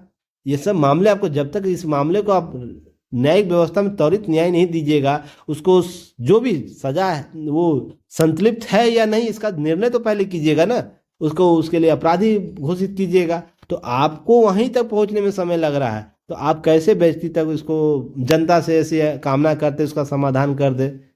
अब एक देश एक चुनाव प्रस्ताव लाया गया, बार बार चुनाव होने से अपराधियों को फायदा होता है, इसलिए चुनावी प्रक्रिया सुधार के लिए एक प्रस्ताव दिया गया। तो ये सब इसको हम क्या इसको बोल सकते हैं, कुछ शब्द है, मर्यादा है। नहीं तो मैं ऐसा ऐसा शब्द बोलूंगा ना कि सोचने पर मजबूर हो जाएंगे लोग, पर ऐसा नहीं बोल सकते। रीजन उसके पीछे है कि मेरी भी एक सीमा मर्यादा जिसमें आप लोग तक नहीं पहुंचनी चाहिए। अब इतना ही समझ लीजिए, आप फटे हुए ढोल से नगाड़े की आवाज नहीं निकाल सकते हैं। जो फटा हुआ ढोल आप लेकर या नगाड़ा लेकर रखे हैं ना, फटा हुआ, बहुत जगह छेद है ना, उससे आप है ना आवाज नहीं निकाल, सुर नहीं निकाल सकते हैं। सीधा सा एक लाइन में जानिएगा, हमारे व्यवस्था में ढोल जब तक इस छिद्र को नहीं भरा जाएगा, तब तक हम समस्याओं का समाधान नहीं ढूंढ सकते। हमारे यहाँ देखिए, ये बहता पानी मान लीजिए, तो बाढ़ आ रही, क्षेत्र में बाढ़ आ रहा है, समस्या कहीं और है, समाधान कहीं और ढूंढा जा रहा है। समझिएगा इस चीज को। तो यही कॉन्सेप्ट आपको याद रखने, इस तरीके से समाधान ढूंढना है। दूसरा क्वेश्चन याद रखिएगा, भारतीय राजनीति में बढ़ता अपराधी लोकतंत्र के मूल धारणा को विपरीत है, क्या कथन सत्य है, करीब है? इसे जरूर क्वेश्चन का आंसर दीजिएगा। और इसका आंसर कहाँ भेजना आप लोग को बताया गया। सेशन लंबा हो जाता है क्योंकि 4-4 टॉपिक आप लोग का मेंस का कवर कर रहा हूँ। ये थोड़ी मेहनत वाली बात है, समझने का प्रयास कीजिए, आपको भी उसी मेहनत से काम करने की जो है। मैं बोल लूँगा 1.5 घंटा, कोई इशू नहीं है, पर वीडियो को अंत तक देखिए। हर चीज़ नए तरीके से आपको सोचने की, समझने की और विस्तृत विश्लेषण करने की क्षमता को देगा। केवल आप किताबी भाषा ज्ञान नहीं रखिएगा, इसकी गारंटी है आपका एनालिटिकल व्यू अलग तरीके से होगा। इस चीज को समझने का प्रयास कीजिए। चलिए एक टॉपिक हम देखते हैं, कामकाजी महिलाओं की चुनौती। देखिए रिपोर्ट एक आया है जिसमें बातें हो रही है कि दिन पर दिन परिवार पर आर्थिक दबाव दिन प्रतिदिन बढ़ रहा है। जीवन निर्वाह लागत, बच्चों की शिक्षा खर्च जो है, आवास संपत्तियों को लगातार लागत में तेजी से वृद्धि हो रही है, जिससे हर परिवार अपनी आय बढ़ाने की तलाश में लगा हुआ है, मजबूर है। इसी कारण देश में रोजगार के मामले में महिलाओं की सहभागिता बढ़ी है। भारत के सांख्यिकी जो सांख्यिकी कार्यालय है, मंत्रालय, ध्यान रखिए, सांख्यिकी मंत्रालय की एक रिपोर्ट के अनुसार असंगठित क्षेत्र में महिलाओं के स्वामित्व वाले प्रतिष्ठानों की संख्या 2022-23 में 22.9% से बढ़कर 2023-24 में 26% हो गई, 26.2, लगभग 4% अप्रोक्स वृद्धि हुई। तो ध्यान रखिएगा, श्रम की और जारी आंकड़े के अनुसार, श्रम मंत्रालय की जारी एक आंकड़े, उसमें बताई जाती है कि कर्मचारी भविष्य निधि जो संगठन है, नए सदस्यों में महिलाओं की हिस्सेदारी बीते सितंबर में 26% से बढ़कर अक्टूबर में कितना हो गया, 27%। यहाँ भी 1% लगभग वृद्धि हुई है। तो ध्यान रखिएगा, इस प्रकार से एनएसओ का भी वर्ष 2024 में जारी रिपोर्ट के अनुसार कुल 52.1% महिलाएं और 45.7% पुरुष कामकाजी है। देखिए इस प्रकार के डाटा को है ना, केवल महिलाओं की चुनौतियों से नहीं जोड़ के देखिएगा आप लोग, इसको विस्तृत तरीके से, कहीं भी महिला की भागीदारी की बात होगी ना, इन सभी डाटा का प्रयोग आप कर सकते हैं। जहाँ महिला सशक्तिकरण का मामला का प्रश्न हो, महिला सहभागिता का प्रश्न हो, या नेतृत्व में महिलाओं की भूमिका की बात कर रहा हो, इन सारी जगह हम इसको डाटा को पुट कर सकते हैं। हालांकि अभी क्वेश्चन चुनौतियां है समझ, पर डाटा का तो प्रयोग हम उस रूप से भी कर सकते हैं ना। पिछले कई वर्षों में उनकी हिस्सेदारी दुगनी हो गई है, जो बढ़े हैं आंकड़े, नौकर पेशी लोगों में, स्वरोजगार में आंकड़े बढ़े हैं। अब यहाँ पे इंडिया ईट वर्क की एक रिपोर्ट आती है 2024 में, इस साल नौकरियों में कुल 7 करोड़ आवेदन दिए, जिसमें 2.8 करोड़ महिलाएं थी। सोच के देखिए, 7 करोड़ में लगभग 3 करोड़ के आसपास महिलाएं थी। वही संख्या 2023 की तुलना में 20% अधिक थे। तो सोच के देखिए 20% इंक्रीमेंट हुआ। क्यों? क्योंकि लोगों के पास पैसे की जरूरत है, लोग चाहते हैं कि अपने परिवार को अधिक सुख सुविधाएं देने के लिए हमारे पास वित्त का प्रबंधन अधिक हो पाए, तो इसके लिए ये सब चीजें देखने को मिलती है। तो यह एक पक्ष में तो बहुत अच्छा लग रहा है कि महिलाएं आ रही हैं, समानता उनको मिल रहा है, उनको हाथों में रोजगार आ रहा है, उनके पास पैसे आ रहे हैं, निर्णय ले पाएंगे, बहुत सी चीजें होंगी। उसके साथ एक दबे पांव से आ रहा है, उसके सामने चुनौतियां, किस प्रकार की चुनौतियां, आगे हम बात करेंगे। तो सबसे पहले ध्यान रखिएगा, देश में पुरुषों और महिलाओं के बीच वेतन लगभग 25.4% का अंतर है। जो महिला को अंतर पैसा मिलता है, पुरुष को उससे कहीं अधिक मिलता है। इसके लिए आपको एक महिला प्रधानमंत्री ने इस्तीफा भी दे रखा है आपको इंटरनेशनल स्तर पर। ये सब चीजें याद रखिएगा। देश में जब हम अधिकांश असंगठित घरेलू सेवाएं, घरेलू उद्यमों में महिला कार्यरत है, जिसमें क्षेत्रीय व्यवसाय जैसे मिट्टी के बर्तन बनाने, कृषि, निर्माण कार्य, हथकरघा, घरेलू के सेवाएं, तो आपको इसका नाम याद होगा। असंगठित क्षेत्र में महिला श्रमिक आमतौर पर बहुत कम वेतन, बीच बीच में काम करने के आकस्मिक श्रमिक के रूप में कार्यरत होती है। अधिकांश का शोषण होता है, सामना करना पड़ता है, जिनमें कम लंबी अवधि, अस्वीकार्य कार्य परिस्थिति या स्वास्थ्य संबंधी समस्याएं आपको देखने को मिलती है। वहीं भर्ती एजेंसी टीम लीड सर्विसेज की एक रिपोर्ट आती है, जिसमें भारत 10 में से 5 महिला कर्मचारी न किसी रूप से लैंगिक भेदभाव का अनुभव कर रही है। अर्थात पुरुष और महिला का जब बीच भेदभाव होता है, यह भेदभाव वेतन, कार्य के घंटे, अवकाश, अवसर और पदोन्नति के मामले में देखने को मिलता है। सर्वेक्षण के अनुसार गर्भवती महिलाओं को, छोटे बच्चों वाली महिलाओं को भी भर्ती प्रक्रिया के दौरान और नौकरी की सेवाओं के प्रतिस्पर्धा करते समय नुकसान उठाना पड़ता है। कामकाजी महिलाओं हो या अपने, अब इस संदर्भ में बातें की जाती है, देश में संगठित असंगठित कार्यबल भागीदारी सुधार में वहीं पर समग्र प्रयास किए जा रहे हैं। तो यहाँ पर ध्यान रखिएगा, सामाजिक न्याय के साथ साथ जीवन नवोन्मेषी अर्थात नवाचारी समानता मूलक समाज के निर्माण में आवश्यक आर्थिक और राजनीतिक अनिवार्यता इंपॉर्टेंट है। टास्क फोर्स एक संगठन है, उसके माध्यम से जब हम बात करते हैं कि कार्यबल महिलाओं की संख्या बढ़ानी चाहिए। तो इसके साथ साथ चीज़ों को समझने का प्रयास करें। संयुक्त राष्ट्र का मानना है कि हमारी प्राथमिक अवधारणा यह है कि महिलाओं के लिए समान अवसर होने चाहिए, महिलाओं को रोजगार समान अवसर मिलने चाहिए। दृष्टि से वर्ष 2006 में अंतर्राष्ट्रीय श्रम संगठन ने क्या कहा, श्रम संगठन जो था सम्मेलन में, वो उसने कहा महिलाओं को अधिकारों की स्थिति का आयोग कई अहम मुद्दों पर सिफारिशें की जाए, जिसका लक्ष्य पुरुषों और महिलाओं के लिए समान अधिकार और सिद्धांत का व्यवहार में पालन होना चाहिए। वहीं हम देश में कार्यबल और महिलाओं की यौन उत्पीड़न रोकथाम निषेध अधिनियम 2013 की बात करें, में महिलाओं के उनके कार्यस्थल पर यौन उत्पीड़न से बचाने के लिए प्रावधान किए गए। मातृत्व लाभ दिया गया 2016 के माध्यम से 12 सप्ताह से बढ़ाकर 26 सप्ताह कर दिया गया। मातृत्व अवकाश देने की बात की गई ताकि उनके उनके लिए संरक्षित जीवन दिया जा सके। उसके बाद अन्य कानूनों जैसे कारखाना अधिनियम, समान मजदूरी अधिनियम, न्यूनतम मजदूरी अधिनियम के माध्यम से यथास्थान महिलाओं के हितों की सुरक्षा करने की बात की। देश में संगठित असंगठित महिलाओं के लिए, क्षेत्र के महिलाओं के लिए क्या किया गया, गुणवत्तापूर्ण सुधार करने की बात करें। अभी बजट में भी बातें होने की संभावना है, मैंने लेख भी पहले की चीजों में दिया था कि असंगठित क्षेत्रों में महिलाओं को सम्मान देने की आवश्यकता। कुल मिलाकर बात है कि जब हम बात करते हैं तो महिलाओं को किस प्रकार की समस्याएं हैं, चुनौतियां हैं, तो लैंगिक वेतन और की असमानता देखने को मिलती है, कार्य जीवन संतुलन बनाने की समस्या देखने को मिलती है, लिंग आधारित पूर्वाग्रह देखने को मिलता है, सीमित उन्नति का अवसर देखने को मिलता है, सेक्सुअल हरासमेंट देखने को मिलता है कार्यस्थल, अकेलापन देखने को मिलता है जब इस प्रकार की महिला काम करके आती, घर का भी काम करती है। इस प्रकार पारिवारिक दबाव देखने को मिल जाता है, मानसिक स्वास्थ्य की समस्याएं देखने को मिल जाए, शारीरिक तनाव देखने को मिलता है, आर्थिक दबाव देखने को मिलता है, सामाजिक भेदभाव देखने को मिलता है। कुछ लोग ऐसा बोलने लगते हैं, देखो ना वो बड़की को मेम बन गई है, पैसा कमा रही है। तो क्या होता है, साथ ही साथ ऐसा नहीं कि केवल इन्हीं का पक्ष है, महिलाओं का भी इसमें योगदान आपको देखने को मिलेगा। जो पैसे कमा लेते उनका थोड़ा अलग ही रूप और रुतबा देखने को मिल जाता है। हाल ही में एक घटना में बताऊं, केस स्टडी में बताता हूं, इसे समझिएगा।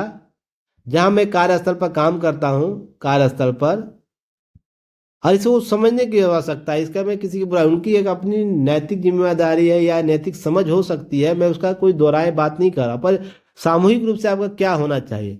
कार्यस्थल के दौरान वो हम लोग के साथ काम करती थी, उनका चयन हाल ही में किसी प्रशासनिक पद पर होता है जो आयोग के द्वारा लिया जाता है। अब ये नहीं बोलूंगा कौन सा पद है, प्रशासनिक पद पर। कार्य से पहले जब तक चयन नहीं हुआ था, उससे पहले सारे टीम मेंबर से बात करती थी, वो काम करती थी, बहुत अच्छे तरीके से होता था, कोई इशू नहीं है। पर जैसे ही चयन हुआ, जो इनके साथ सबसे क्लोज कलीग मित्र होते हैं उनको डंप कर दिए, अर्थात उनसे बात करना छोड़ दिया। क्यों? क्योंकि वो अभी बेरोजगार है। बेरोजगार है क्योंकि हम लोग प्राइवेट कंपनियों में काम करते हैं, बेरोजगार है, ढंग से बात नहीं कर रहे, किसी टीम में अन्य टीम मेंबर से वो अभी तक बात भी नहीं की। क्यों? क्योंकि वो अधिकारी बन गई, सिंपल सा है। पर अधिकारी बनने से पहले सारे टीम नंबर 40 मेंबर है, कभी एन केन पराक्रम कभी बात हो भी जाती थी। तो इस चीज़ों को समझिएगा कि जब महिलाओं को अधिकार मिलता है वो का उनका अपना व्यक्तिगत क्षमता है जिसके आधार पर उन्होंने यह पद पाया। पर इसका बिल्कुल भी अर्थ नहीं है कि आप सामाजिक दायित्व से पीछे हट जाइए, सामाजिक दायित्व से पीछे हट जाइए, सामाजिक नेतृत्व से पीछे हट जाइए, बिल्कुल यह इसका अर्थ नहीं है। आपके प्रति आप जवाबदेह, मैंने सीधा से एक बात बोला, आपको याद रखना चाहिए जीवन भर, जितना मजबूत कंधा आपका है ना, जितना दायित्व आपको दिया जाता है, उतना ही उत्तरदायित्व उसके वनस्पत में आपको गेन करना पड़ेगा, उसको डिलीवर करना पड़ेगा। इस चीज को समझिएगा। ऐसा नहीं कि केवल समाज का, देखिए आईना आप देखते हैं ना, आईना का अर्थ यह बिल्कुल नहीं जो तस्वीर यहाँ दिख रहा है ना वही व्यक्ति की पहचान है, इसे समझिएगा। इसके पीछे जितना काला धब्बा लगा हुआ है ना, उतना गहरा चित्र बनता है इस व्यक्ति विशेष का। तो इसका अर्थ यह नहीं कि इस काले धब्बे का कोई योगदान नहीं है।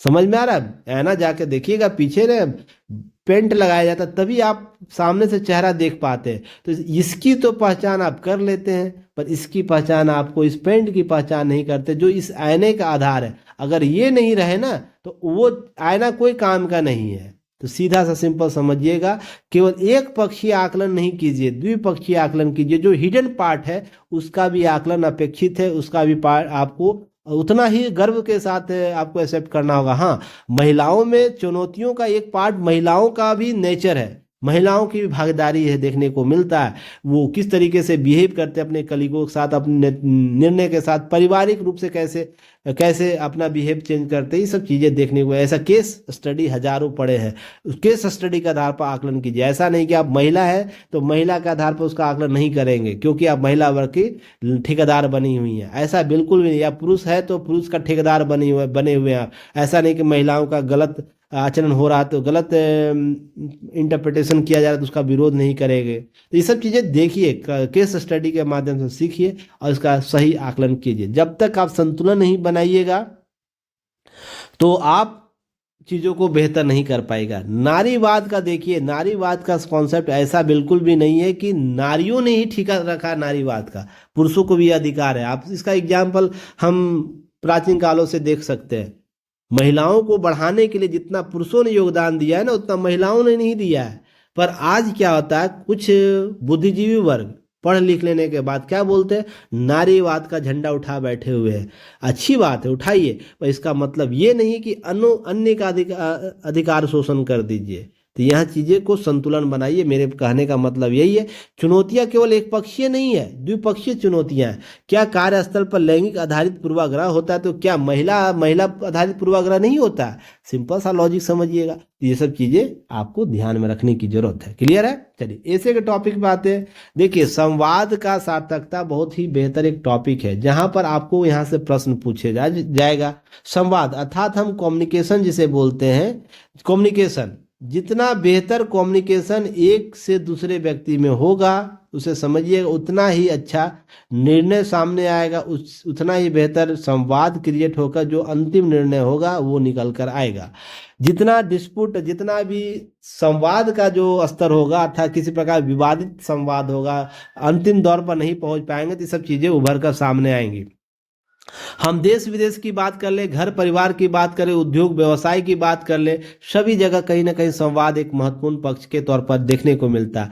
वाद विवाद, लेखन, पाठ कहीं भी देखे, प्रतियोगिता के स्तर पर देखे, कविता पाठ के माध्यम से देखे, जितना बेहतर हम संवाद कर पाएंगे अर्थात सामने वाले व्यक्ति को उसके उत्तर को दे पाएंगे, उसके संशय को दूर कर पाएंगे, समाधान उतना बेहतर होगा, अर्थात उतना ही डिलीवर कर पाएंगे। जीवन के कितना भी विस्तार कर ले, जब तक हम संवाद के कॉन्सेप्ट कम्युनिकेशन गैप को दूर नहीं करेंगे या ईयरलेस कम्युनिकेशन नहीं दे पाएंगे, तब तक हम लक्ष्य को नहीं प्राप्त कर पाएंगे। तो इन सब चीज़ों को समझने का प्रयास कीजिएगा। यहाँ से प्रश्न पूछा जा सकता है।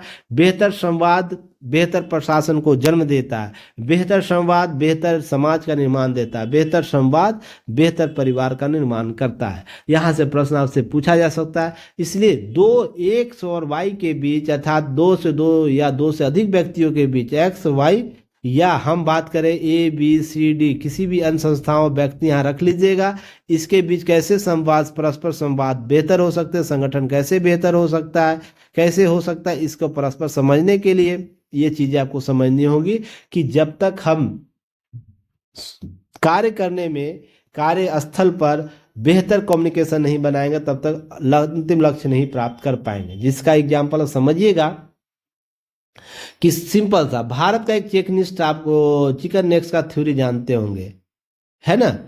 अगर इसको हम तोड़ देते तो इसका क्या होगा, बेहतर प्रबंधन समाप्त हो जाएगा ना। सीधा सा समझिएगा, यही एक संवाद है जिसको कड़ी जोड़ के रखे हुए चिकन नेक भारत की दृष्टि से।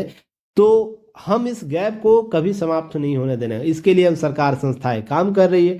तो यह जो कॉन्सेप्ट है वो व्यक्तियों पर भी लागू होता है, इसे ध्यान रखिएगा। इसी परिप्रेक्ष्य में कुछ प्रश्नों का अभ्यास कीजिएगा, जैसे अस्पष्ट संवाद सुलझे विचार, जहां संवाद नहीं है वहां विवाद पनपता है। यहाँ पर कुछ चीजों को ध्यान में रखिएगा, जैसे हम यहाँ पर कुछ बातें कर सकते हैं, जैसे इसके परिप्रेक्ष्य में क्या क्या उभर कर सामने आ सकते हैं जिसके माध्यम से इसका समाधान ढूंढा जा सकता है। मीठा बोल संबंध तोल, ये सब सोचिएगा, ये सब लोकोक्तियों से प्रश्न बनाए जा सकते हैं। इसको हल्के में आप लोग नहीं लीजिए कि यहाँ से सर प्रश्न नहीं बन सकता है संवाद से सुलझे उलझन, मौन से बढ़े दूरी, यहाँ फिर संवाद है सेतु, जो जो दिलों को जोड़ता है, समझदारी भरा संवाद हर ताले की चाबी, कटु वचन से कटते नाते, मधुर वाणी से जुड़ते रिश्ते। आपको यहाँ प्रश्न पूछेगा, जब इस प्रकार के प्रश्न पूछेगा, स्पष्ट संवाद सुलझे विचार, तो आपको यहाँ खुलकर स्पष्ट रूप से संवाद करने गलतफहमियां नहीं होती है, जैसे विचार साफ करने होंगे, बताने होंगे। अर्थात यहाँ स्पष्ट नीतियों की बात होगी, स्पष्ट नीतिकरण की बात होगी। अर्थात हम यह बोलेंगे, जितना हमारे स्पष्ट संवाद होंगे, जितना बोलचाल होगा एक दूसरे के बीच, गलत फहमियां दूर करेंगे, उतने ही सुलझे विचार होंगे। जैसे गर्लफ्रेंड बॉयफ्रेंड के बीच की बात हम कह सकते हैं, जितना बेहतर संवाद दोनों के बीच होगा, उसके रिश्ते उतने मजबूत होंगे। पति पत्नियों का रिश्ता जितना स्पष्ट सुलझा होगा, स्पष्ट संवाद होगा, कोई भी चीजें छिपा कर नहीं रखिएगा, उनका सुलझा विचार होगा, सुलझा जीवन यापन होगा। वहीं हम बात करें, जब संवाद नहीं है, जहां संवाद नहीं है वहां विवाद पनपता है। अर्थात बातचीत की धारणा, बातचीत जितना बातों को छिपाते हैं, या हम बात करें बातचीत को या किसी प्रकार गुड़ चीजें छिपा कर रखते हैं, गलत फहमियां उत्पन्न होती है, तो मतभेद भी बढ़ जाते हैं, विवाद पनपता है। यहाँ पर आपको क्या करना है, यहाँ पर हमको क्लियरेशन रखना है, एक दूसरे पर क्लियर रखना है, हमको यहाँ पर संवाद बनाए रखना है। या तो हम बात करें इस पर कैसे कि हम एक दूसरे की गलत फहमियों को दूर रखते हैं। मीठा बोल संबंध तोल, अर्थात मीठे और समझदारी भरे भाव रिश्ते मजबूत बनाते हैं। जितना मीठा बोल होगा, किस प्रकार का, संवाद के परिप्रेक्ष्य में, ऐसा नहीं कि मीठा बोल चाटुकारिता के बाद संदर्भ में समझ लीजिएगा। यहाँ से संबंध आपको तोल उतने ही बेहतर आपको मजबूत रिश्तों को बनाएगा। वो रिश्ते किस प्रकार के, पारिवारिक रिश्ते हो सकते हैं, सामाजिक रिश्ते हो सकते हैं, राष्ट्रीय रिश्ते हो सकते हैं। तो यहाँ पर चीजों को समझिएगा। संवाद से सुलझे उलझन, मौन से बढ़े दूरी, अर्थात यहाँ पर कहने का अर्थ सीधा समझिएगा, बातचीत को समस्याओं का समाधान होता है। जो भी बातचीत से समस्याओं का समाधान कर लेता है, वो चुप्पी रिश्तों से दूरियां बढ़ा देती है, मौन से दूरी बढ़े। अर्थात दो रिश्तों के बीच कोई भी विवाद हो तो सबसे पहले सुलझाइए संवाद से, बेहतर संवाद करने की कोशिश कीजिए। अब है संवाद है सेतु, जो दिलों को जोड़ता है। बातचीत एक ऐसी पुल है ना, संवाद एक ऐसी पुल है, कम्युनिकेशन ऐसा पुल है जो लोगों को जोड़ देता है। जैसे आप भारत पाकिस्तान के मामले में देख सकते हैं, अभी हम कुछ सालों से नहीं कर रहे किस तरह की पाकिस्तान संवाद, हम रेल तकनीक अपना चुके हैं, खेल तकनीक अपना चुके हैं संवाद बढ़ाने के लिए, फिर भी नहीं काम किया। तो क्या हुआ, लास्ट में हम लोग संवाद तोड़ दिए, बातें करना छोड़ दिए, तो दिल टूट गया, लोग टूट गए, लोग एक दूसरे से आवाज जबी बंद हो गई, बॉर्डर बंद हो गया। ये सब कॉन्सेप्ट समझिएगा। फिर समझदारी भरा संवाद हर ताले की चाबी, सही और बुद्धिमान भरी बातचीत हर समस्या का समाधान दे सकती है। कहने का मतलब, जितना समझदार आपका संवाद होगा, जितना क्लियर संवाद होगा, जितना स्पष्ट संवाद होगा, उतना ही समस्या का गूढ़ समस्याओं को समाधान ढूंढने के लिए काम करेगा। इसलिए समझदारी भरा संवाद भी होना चाहिए, बुद्धिमत्ता पर आधारित संवाद होना चाहिए। ऐसे नहीं कि थेथोलॉजी करना शुरू कर दीजिए, अपने आप को बुद्धिजीवी ही मानने लगिए। कटु वचन से कटते नाते, मधुर वाणी से जुड़ते रिश्ते। तो यहाँ भी संवाद का कॉन्सेप्ट है, जहां पर कड़वे शब्द रिश्तों को डरा डालती है, जबकि मीठे बोल उन्हें मजबूती देती है। अर्थात संवाद के संदर्भ में, कम्युनिकेशन के संदर्भ में, आपका कम्युनिकेशन एक दूसरे के साथ जितना बेहतर होगा, रिश्ते उतने बेहतर होंगे। वो कलीग के बीच की बात हो रही हो, प्रशासन की बात हो रही हो, देश के बीच बात हो रही हो, या समाज के बीच की बात हो रही हो, यहाँ पर संवाद बहुत इंपॉर्टेंट है, कम्युनिकेशन बहुत इंपॉर्टेंट है। तो यहाँ से कोई भी एक टॉपिक आप उठाइएगा, इसको उत्तर लिखने का प्रयास कीजिएगा। तो 3 प्रश्न आपको आज मिलते हैं, इसका उत्तर आपको भेजना है, तो 3 प्रश्नों का अभ्यास कर लीजिएगा, बेहतर तरीके से अभ्यास कीजिएगा। नहीं तो क्या होगा कि समस्या विकट होगी। समस्याओं का समाधान एग्जाम के बाद नहीं निकलता, एग्जाम के दौरान ही निकलता, एग्जाम से पहले ही निकलता। इसी लेख के साथ हम चीजों को कवर करते, समाप्त करते हैं। अभी तक जो देख रहे हैं उसको धन्यवाद तहे दिल से, कि इतना 1.5 घंटे तक मुझे सुना, समझा और अपने उत्तर को बेहतर करने के लिए हमसे जुड़ने का प्रयास कर रहे हैं। तो थैंक्स फॉर वाचिंग, हमें सुनने के लिए, देखने के लिए, समझने के लिए और अपने अवसरों, कीमती समय को हमारे लिए बचा के रखने के लिए। धन्यवाद। जय हिंद।